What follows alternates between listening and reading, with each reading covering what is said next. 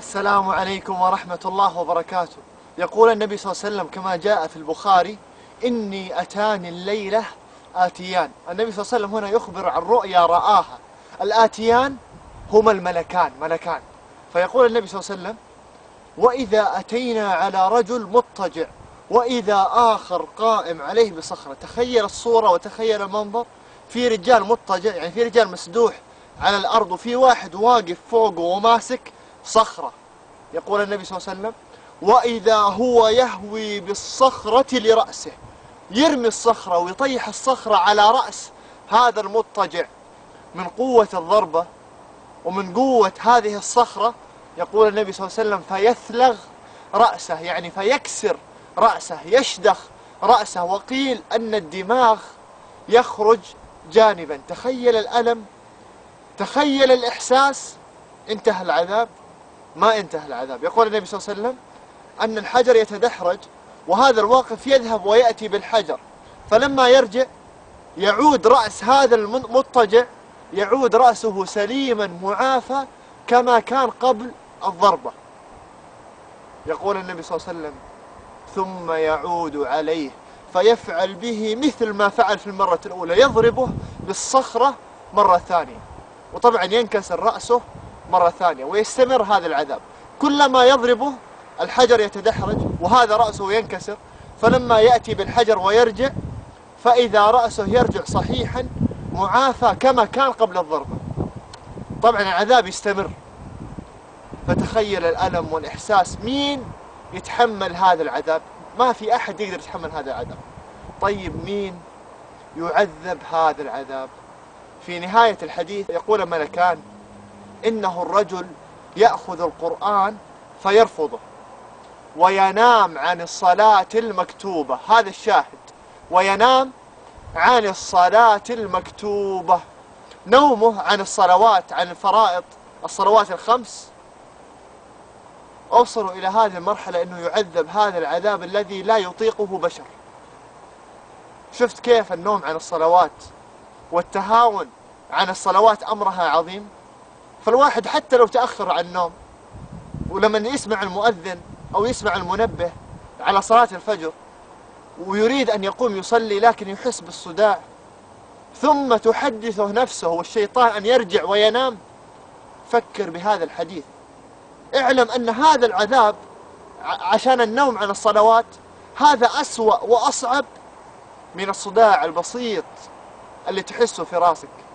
قوم صلي حتى لو في صداع، حتى لو في تعب، لكن لا تعذب هذا العذاب. صداع وتعب شوية في الراس، لكن ما يوصل مرحلة أنك تعذب هذا العذاب، لأنه هذا العذاب ما تتحمله أصلا.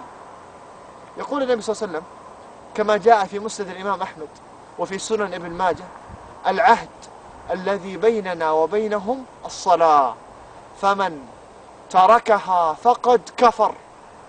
شفت الوعيد كيف شديد؟ شفت الوعيد كيف عظيم؟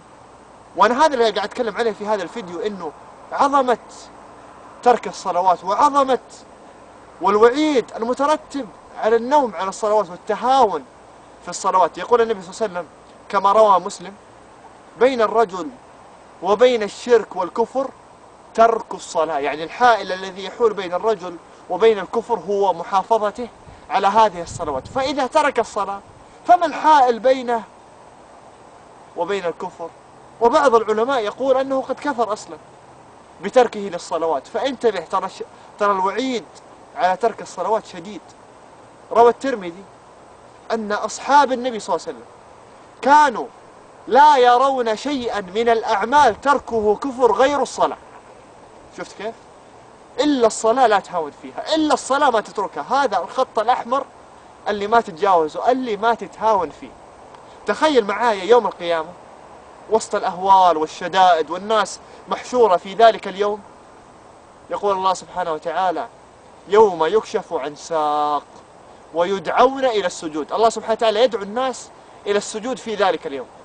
هل يسجد جميع الناس؟ لا لا، في ناس يسجدون وفي ناس لا يستطيعون السجود. التفصيل من يسجد من لا يسجد. يقول النبي صلى الله عليه وسلم كما جاء في البخاري: يكشف ربنا عن ساقه فيسجد له كل مؤمن ومؤمنة شوف سبحان الله كيف الله جزاهم، لأنهم في الدنيا كانوا خاشعين في الصلوات، كانوا محافظين على الصلوات، فجزاهم الله سبحانه وتعالى بأن يسجدوا له في ذلك اليوم. ثم يقول النبي صلى الله عليه وسلم: ويبقى كل من كان يسجد في الدنيا رياء وسمعة. الذي يسجد عشان الناس، لا يسجد لله سبحانه وتعالى، لكن عشان يمدحوا الناس. لو هو لحاله في البيت ما يسجد أصلا، ولا يفكر يسجد لله سبحانه وتعالى، فهو يسجد رياء وسمعة. يقول النبي صلى الله عليه وسلم: فيذهب ليسجد فيعود ظهره طبقا واحدا، ظهره يصبح صلب لا يستطيع السجود، كما قال الله سبحانه وتعالى: يوم يكشف عن ساق ويدعون إلى السجود فلا يستطيعون. لا يستطيعون السجود. مع من تريد أن تكون؟ مع الساجدين ولا مع غير الساجدين؟ اسمع إلى هذه الآية، تخيل معي قبل أن أقول لك هذه الآية، الناس في الجنة وفي النعيم وفي القصور والأنهار، يصبح بينهم حوار مع أهل النار. يقول الله سبحانه وتعالى: إلا أصحاب اليمين في جنات يتساءلون عن المجرمين ما سلككم في سقر. يا أهل النار، إيش اللي دخلكم النار؟ ما سلككم في سقر؟ يقول أهل النار: أول حاجة لم نكن من المصلين. قالوا: لم نكن من المصلين. شفت كيف؟ أول سبب يذكروه إنهم ما كانوا يحافظون على الصلوات. فكل واحد يحكم: هل تريد أن تكون من أهل النار ولا من أهل الجنة؟ طبعا كلنا نبغى نكون من أهل الجنة، حافظ على الصلوات. لا تكون من أهل النار اللي يقولوا لم نكن من المصلين. حافظ على الصلوات في هذه الحياة الدنيا. أختم بهذه الآية، هذه الآية الأخيرة فيها وعيد ثم فيها باب رحمة كبير، وحرام عليه اللي يضيع هذه الرحمة، وحرام عليه اللي يضيع هذه الفرصة العظيمة. يقول الله سبحانه وتعالى: فخلف من بعدهم خلف أضاعوا الصلاة. أضاعوا الصلاة قالوا العلماء أنهم تركوا الصلاة بالكلية، وقيل أنهم أخروا الصلاة عن وقتها.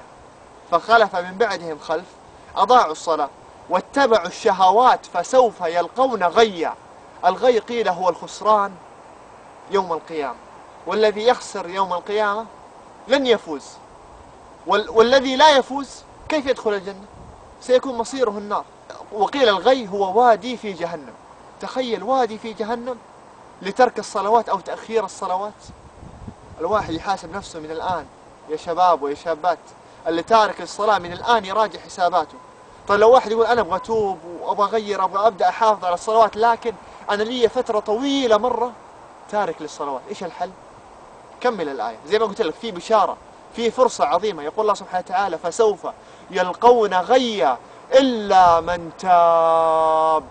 الله سبحانه وتعالى استثنى هؤلاء الذين يتوبون. الله سبحانه وتعالى استثنى هؤلاء الذين يغيرون الواقع، يغيرون تركهم للصلوات إلى محافظتهم على الصلوات. إلا من تاب وآمن وعمل صالحا. اسمع هذه الصفات عشان تتحلى بيها: تتوب، تؤمن بالله، تعمل صالحا. إيش الجزاء؟ فأولئك يدخلون الجنة ولا يظلمون شيئا. الله أكبر. كانوا حيكونوا في غي، في وادي في جهنم، لكنهم تابوا وبدأوا بالصلاة والعمل الصالح، فالجزاء أولئك يدخلون الجنة ولا يظلمون شيئا.